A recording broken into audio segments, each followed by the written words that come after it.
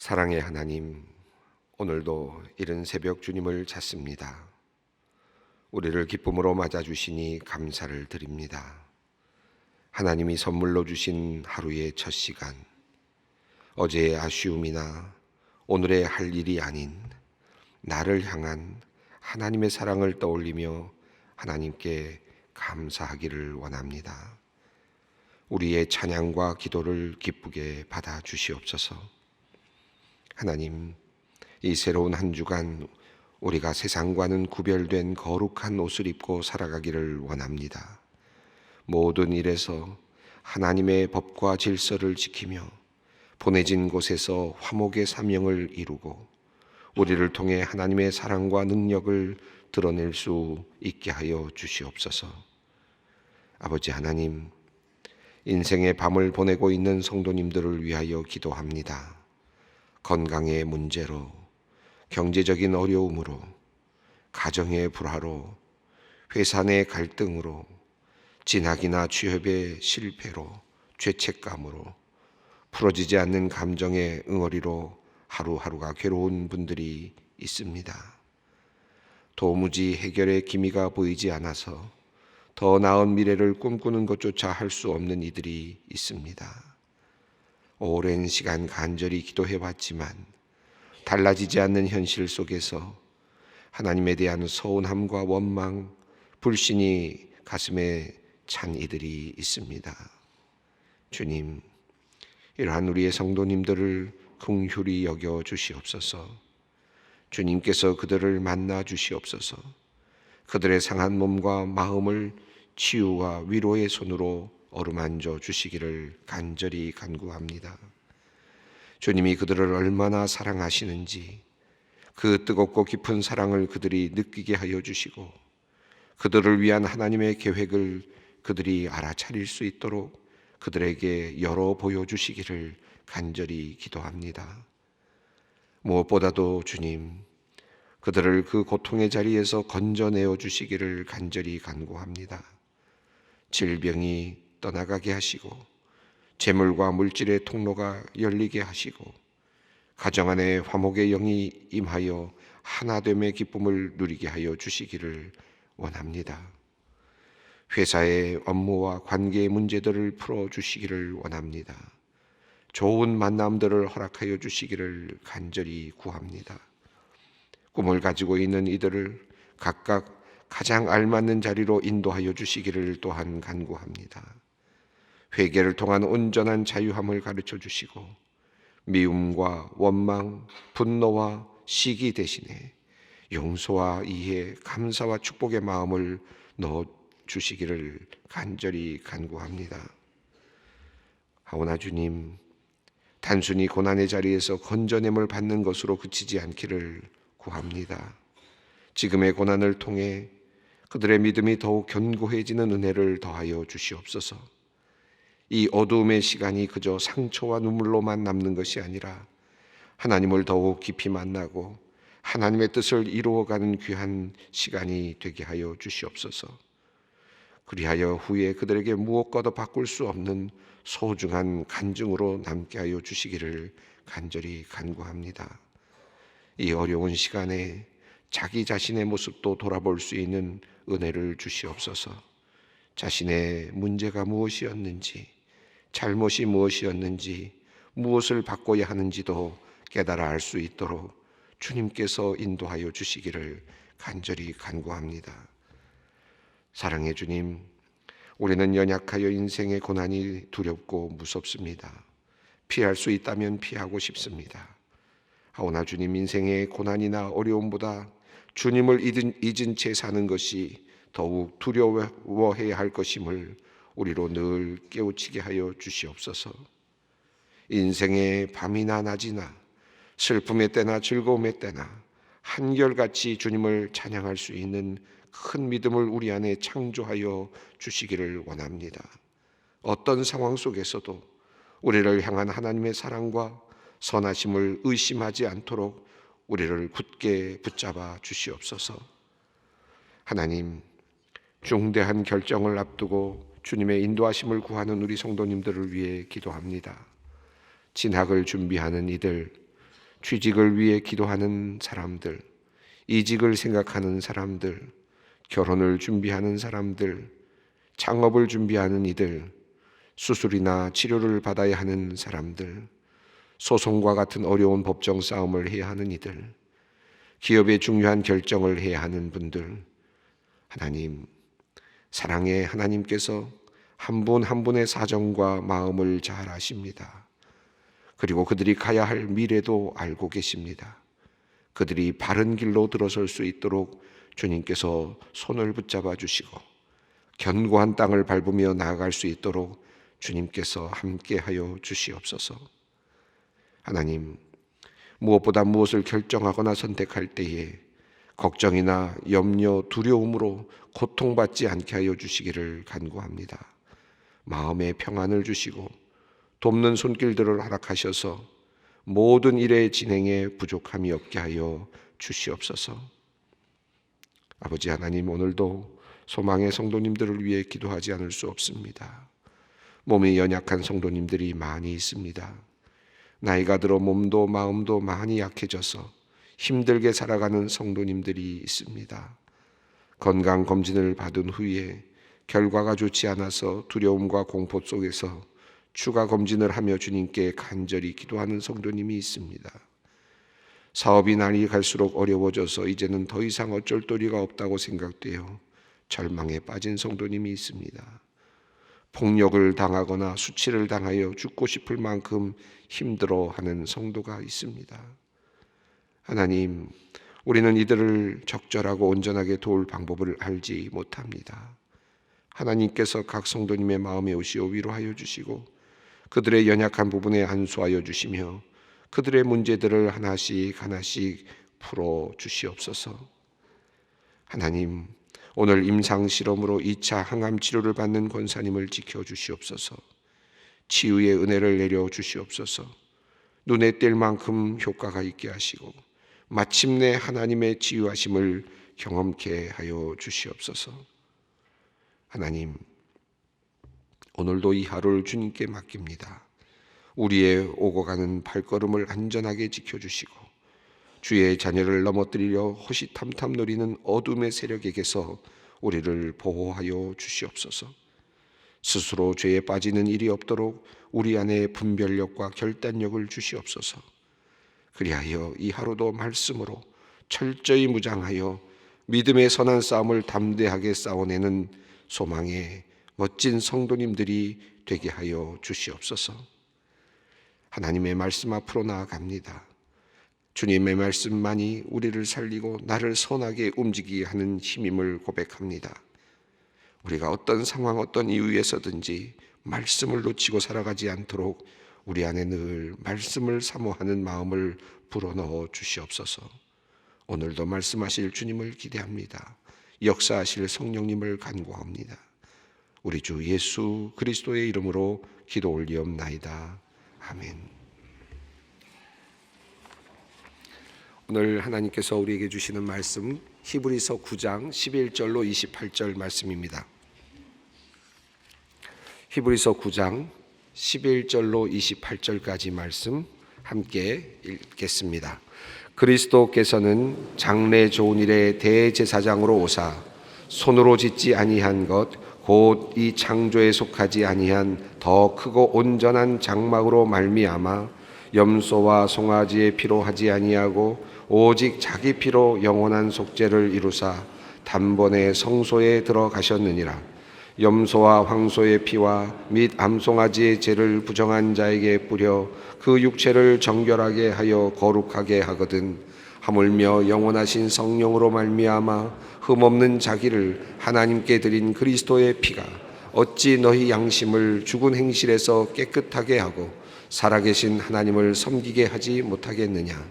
이로 말미암아 그는 새 언약의 중보자이시니 이는 첫 언약 때에 범한 죄에서 속량하려고 죽은 주사 부르심을 입은 자로 하여금 영원한 기업의 약속을 얻게 하려 하심이라.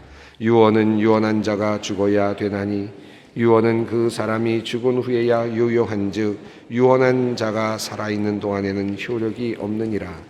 이러므로 첫 언약도 피 없이 세운 것이 아니니 모세가 율법대로 모든 계명을 온 백성에게 말한 후에 송아지와 염소 및 물과 붉은 양털과 우슬초를 취하여 그 두루마리와 온 백성에게 부으며 이르되 이는 하나님이 너희에게 명하신 언약의 피라 하고 또한 이와 같이 피를 장막과 섬기는 일에 쓰는 모든 그릇에 뿌렸느니라. 율법을 따라 거의 모든 물건이 피로써 정결하게 되나니 피 흘림이 없은즉 사함이 없느니라. 그러므로 하늘에 있는 것들의 모형은 이런 것들로서 정결하게 할 필요가 있었으나 하늘에 있는 그것들은 이것들보다 더 좋은 제물로 할지니라. 그리스도께서는 참 것의 그림자인 손으로 만든 성도에 들어가지 아니하시고 바로 그 하늘에 들어가사 이제 우리를 위하여 하나님 앞에 나타나시고 대제사장이 해마다 다른 것의 피로써 성소에 들어가는 것 같이 자주 자기를 드리려고 아니하실지니 그리하면 그가 세상을 창조한 때부터 자주 고난을 받아야 할 것이로되 이제 자기를 단번에 제물로 드려 죄를 없이 하지 아니하시고 세상 끝에 나타나셨느니라. 한 번 죽는 것은 사람에게 정하신 것이요 그 후에는 심판이 있으리니 이와 같이 그리스도도 많은 사람을 죄를 담당하시려고 단번에 들이신 바 되었고 구원에 이르게 하기 위하여 죄와 상관없이 자기를 바라는 자들에게 두 번째 나타나시리라. 아멘.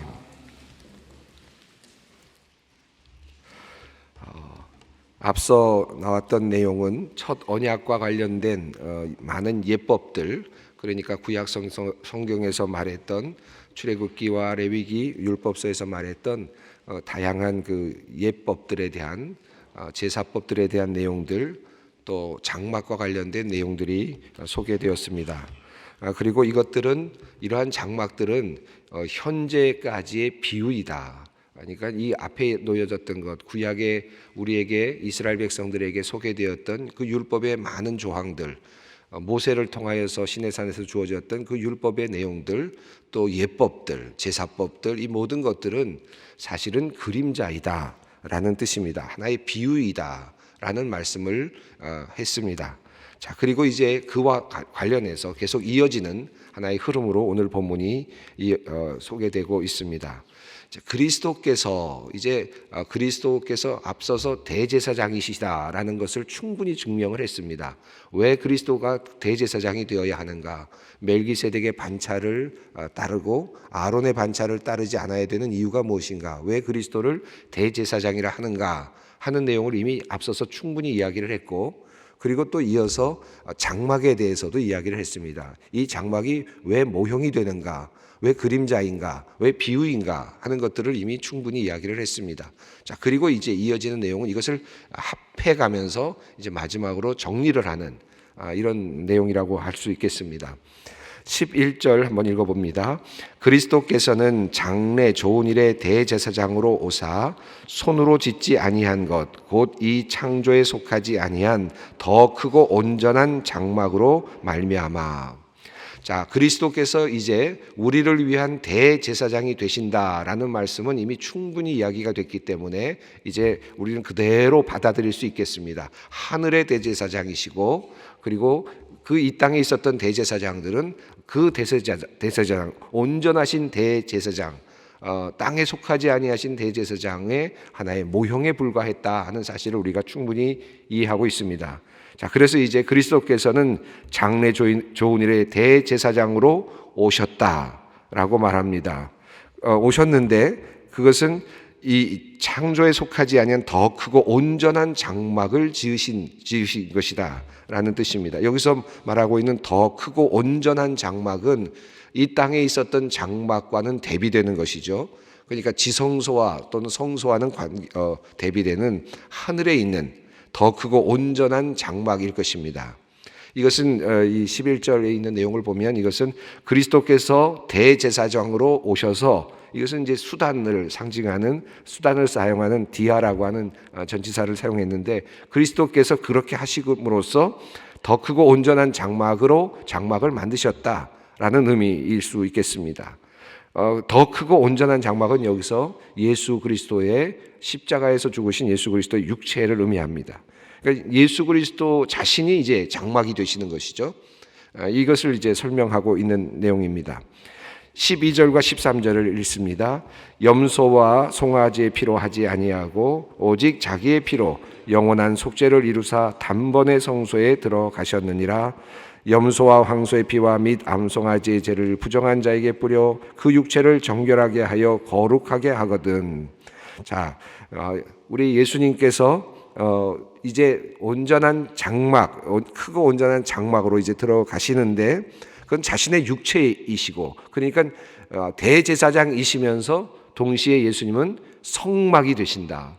그러니까 대제사장이 되시면서 성막이 되시는, 그러니까 지금까지는 성막이 있고 그 성막에 대제사장이 들어가는 입장이라면, 이제는 예수님은 성막 자체가 되시고 하늘의 장막이 되시면서 그의 육체로서 또 동시에 그분은 대제사장이 되시는 것입니다. 그래서 염소와 송아지의 피로 하지 아니하고 오직 자기의 피로 영원한 속죄를 이루사 단번에 성소에 들어가셨다라고 말씀합니다. 그러니까 이게 지금 하나로 지금 묶여지는 말씀인데, 13절을 보시면 염소와 황소의 피가 육체를, 과거에 나와 있는, 과거에 있었던 그런 율법이 피가 정결하게 한다고 한다면, 14절 읽어봅니다.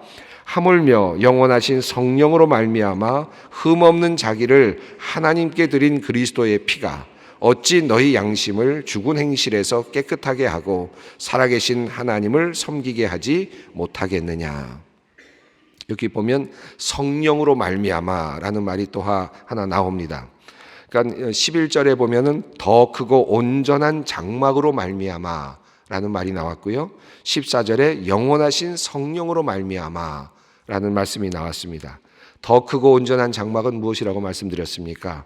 예수 그리스도의 육체, 그 자신을 온전하게 드리는 것을 말했는데, 14절에서는 영원하신 성령으로 말미암았다. 그것이 단순하게 예수 그리스도 육체뿐만 아니라 영원하신 성령께서도 이 일에 함께 하신다라는 말씀을 하고 있습니다. 그래서 흠없는 자기를 하나님께 드리는 그리스도의 피가 어찌 너희 양심을 깨끗하게 하고 죽은 행실에서 우리를 떠나게 하여서 살아계신 하나님을 섬기게 하지 못하겠느냐라고 이야기를 합니다. 양심을 죽은 행실에서 깨끗하게 하고라는 말을 조금 명료하게 한다면, 양심을 깨끗하게 하고 죽은 행실에서 떠나도록 하여 살아계신 하나님을 섬기게 하지 못하게 하겠느냐라는 말로 조금 더 풀어갈 수 있겠습니다. 자, 이렇게 지금 이 흐름을 보면 그대로 읽어 내려가는 것이 도리어 적절할 것 같습니다. 자, 15절 말씀을 읽습니다. 이로 말미암아 그는 새 언약의 중보자시니 이는 첫 언약 때에 범한 죄에서 속량하려고 죽으사 부르심을 입은 자로 하여금 영원한 기업의 약속을 얻게 하려 하심이라. 이 말씀도 조금 어렵게 되어 있는데요. 이로 말미암아 그는 새 언약의 중보자이시다. 옛 언약과 새 언약을 이미 구별했습니다. 옛 언약은 지금 그 과거에 있었던 시내산 언약이라면, 이제 하나님께서 그들의 마음에 새겨주시는 예레미야 31장의 내용이었죠. 마음에 새겨주시는, 그러니까 앞서 나왔던 내용이 옛 언약이 있었는데 그 옛 언약을 그들 이스라엘 백성들이 지키지 못했다, 깨트렸던 것 때문에 새로운 언약이 필요했다. 그래서 하나님께서 새로운 언약을 그들의 마음에 심어줄 것이다 라는 말씀이 예레미야 31장에 나왔었죠. 그 내용을 지금 계속 받으면서 이로 말미암아 그는 새 언약, 이 새 언약을 가져오시는 분이시다, 새 언약을 끌고 들어오시는 분이시다 라는 것입니다. 이는 첫 언약 때에 범한 죄에서 속량하시려고 죽으사. 이 말씀은 무슨 말씀이냐면 첫 언약은 율법을 말하는 거죠. 시내산 언약입니다. 새 언약은 이제 하나님께서 그들의 마음에 새겨주시는, 그리스도를 통하여 세워주시는 바로 그 언약인데, 이것은 그 전에 이는 첫 언약 때에, 다시 말하면 율법 아래서 범한 죄에서 속량하려고, 율법 아래서 범죄한 자를 구속하시기 위하여 죽으셨다라고 그렇게 좀 더 풀어서 설명할 수 있겠습니다. 이는 첫 언약 때에 범한 죄에서 속량하려고 율법 아래서 범죄한 자들을 구속하시기 위하여 주구사 부르심을 입은 자로 하여금 영원한 기업의 약속을 얻게 하려 하심이다. 이렇게 이해할 수 있겠습니다. 16절과 17절을 읽습니다.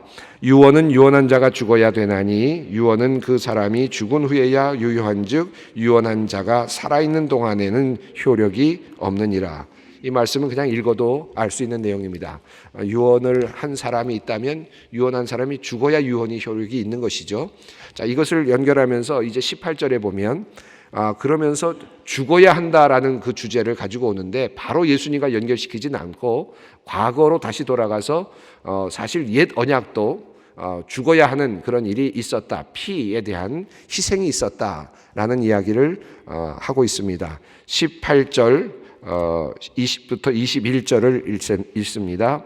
이러므로 첫 언약도 피 없이 세운 것이 아니니 모세가 율법대로 모든 계명을 온 백성에게 말한 후에 송아지와 염소의 피 및 물과 붉은 양털과 우슬초를 취하여 그 두루마리와 온 백성에게 뿌리며 이르되 이는 하나님이 너희에게 명하신 언약의 피라 하고 또한 이와 같이 피를 장막과 섬기는 일에 쓰는 모든 그릇에 뿌렸느니라. 우리가 그 출애굽기를 읽으면서 이 내용들을 살펴보았습니다. 여기 보면 내용이 조금씩 다른 부분들은 있습니다. 예를 들면 19절에 우슬초를 취하여 그 두루마리와 온 백성에 뿌리며 라고 되어 있는데 두루마리에 뿌렸다라는 기록은 출애굽기에는 나와 있지 않고 제단에 뿌렸다라는 내용이 나와 있죠. 이런 것들이 조금씩 다르기는 합니다. 왜 이렇게 달라졌는지에 대해서는 사실은 모호하긴 합니다. 아마 과거에 아마도 그 당시에 그런 그 행위가 있었다고도 볼 수 있을 것 같은데 요런 약간의 차이는 있습니다만은 18절, 19절, 20절, 21절에 있는 내용들은 거의 대부분 흐름상으로 이해한다면 출애굽기에서 우리에게 말씀하셨던 하나님의 그 성막에서의 행하는 모든 행위들을 가리킨다고 할 수 있겠습니다. 모세는 율법대로 송아지와 염소를 잡고 그리고 그 피를 취해서 모든 곳에 다 뿌렸죠. 성막에도 뿌리고 제단에도 뿌리고 등잔 위에도 뿌리고 모든 곳에 다 뿌렸습니다. 심지어는 속죄소에 들어갈 때도 피를 뿌렸습니다. 뒤에 나오겠습니다마는 이 모든 것들을 다 뿌린 것은 하나님께서 율법으로 이스라엘 백성에게 주셨던 것이었습니다. 자, 22절 읽어보겠습니다. 율법을 따라 거의 모든 물건이 피로써 정결하게 되나니 피 흘림이 없은즉 사함이 없느니라. 이것이 율법의 기본적인 틀이었죠. 율법은 피 흘림이 없다면 사함이 없다. 그냥 모든 곳에 다 피 흘림이 있어야만, 피가 뿌려져야만, 희생이 있어야만 용서가 있다라고 가르쳐 온 것입니다. 율법을 따라서 그와 같은 일들이 지금까지 있었습니다. 자, 그런데 이 모든 것들을 이제 23절 이후에 넘어가면서 이것이 모형이었고 이것은 비유였고 이제 진짜가 온다는 것이죠. 이거는 이제 지금까지의 모든 내용들은 하나의 그림자였다는 것입니다. 이것이 이제 우리 기독교 안에서 예수 그리스도 안에서 어떻게 해석되는지 23절 읽어봅니다. 그러므로 하늘에 있는 것들의 모형은 이런 것들로서 정결하게 할 필요가 있었으나 하늘에 있는 그것들은 이런 것들보다 더 좋은 제물로 할지니라. 지금 하늘에 있는 것들의 모형이다라고 표현을 했습니다. 하나님께서 이스라엘 백성들에게 시내산에서 주셨던 그 장막의 그 디자인, 청사진, 그것을 가지고 이스라엘 백성들이 부살렐과 오홀리압이 성막을 만들고 모든 것들을 다 만들지 않았습니까? 또 아론과 그 자손들이 지금까지 그때까지 계속해서 제사를 드리지 않았습니까? 이 모든 것들은 하늘에 있는 것들의 모형으로서 하나님께서 그들에게 주셨던 것이다 라는 주장이죠. 이것이 히브리서가 말하고 있는 매우 중요한 관점입니다. 하늘에 있는 것들의 모형으로서 그런 것들은 정결하게 할 필요가 있었다는 것입니다. 그런데 이제 하늘에 있는 것, 이건 진짜를 말합니다. 온전한 장막, 이 땅에 있는 장막이 아닌 온전하신 장막은 이것보다 더 좋은 제물로 드려야 할 것이다 라는 것입니다. 자, 그래서 24절 이제 이어지는 내용입니다. 그리스도께서는 참 것의 그림자인 손으로 만든 성소에 들어가지 아니하시고 바로 그 하늘에 들어가사 이제 우리를 위하여 하나님 앞에 나타나셨다는 것입니다. 참것의 그림자인 손으로 만든 성소에 들어가지 않았다. 참것의 그림자에 불과했다.